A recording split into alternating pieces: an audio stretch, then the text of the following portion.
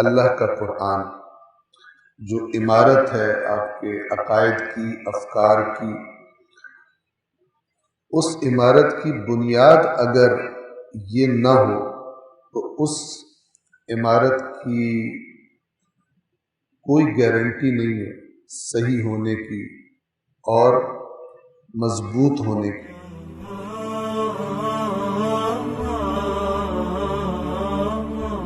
میں آپ کو ایک ایسی بنیاد کی طرف اشارہ کر دوں کہ اگر وہ بنیاد نہ ہو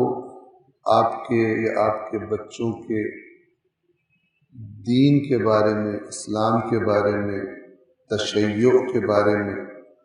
جو عمارت ہے آپ کے عقائد کی، افکار کی، اس عمارت کی بنیاد اگر یہ نہ ہو تو اس عمارت کی کوئی گارنٹی نہیں ہے صحیح ہونے کی اور مضبوط ہونے کی۔ اور وہ بنیاد بھی کوئی ایسی نہیں ہے کہ جو آپ کو معلوم نہ ہو، ساری امت کو معلوم ہے، لیکن ساری امت کی مشکل یہ ہے کہ اپنے دین کی بنیاد اس پہ نہیں رکھتے۔ تو آپ لوگ یہ کام کر سکتے ہیں، اپنے گھروں میں تھوڑا سا ماحول بنائیں، تھوڑا سنجیدہ لیں اگر اس مسئلے کو۔ وہ بنیاد ہے اللہ کا قرآن، قرآن مجید۔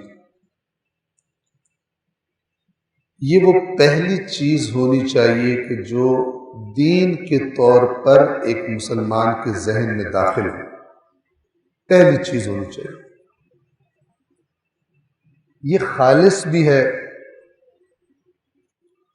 اللہ کا کلام ہے، اور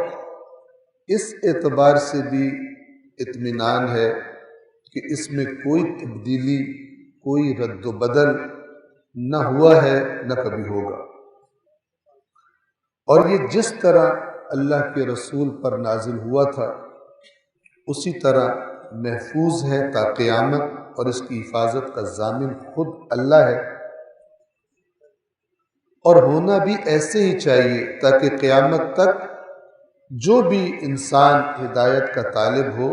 یہ اللہ کی ہدایت آسانی سے اس کی دسترس میں ہو۔